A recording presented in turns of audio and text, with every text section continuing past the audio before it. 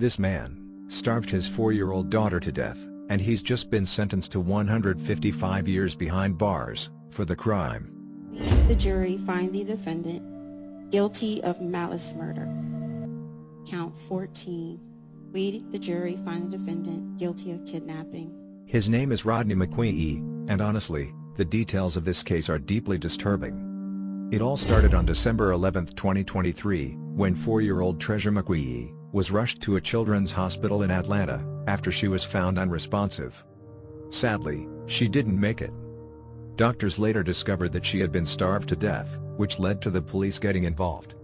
At the time of her death, Treasure weighed just 24 pounds, which is about half of what a healthy 4-year-old should weigh.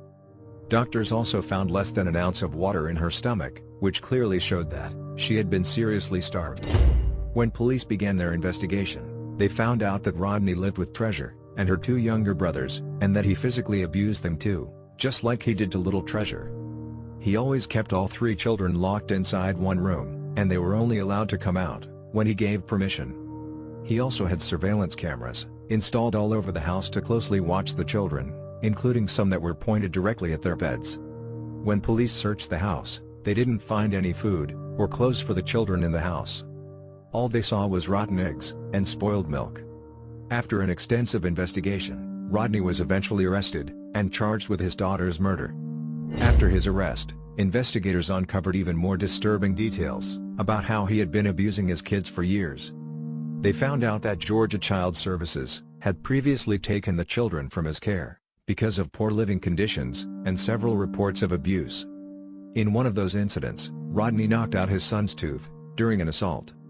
After the kids were removed from his custody, they were placed with their aunt, but just a week later, Rodney kidnapped them and brought them back to Georgia, where the abuse continued.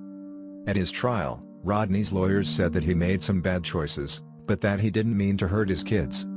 However, the jury didn't buy that. In the end, he was found guilty of 14 serious charges, including murder, kidnapping, and child cruelty. He will now spend the next 155 years in prison for his crimes.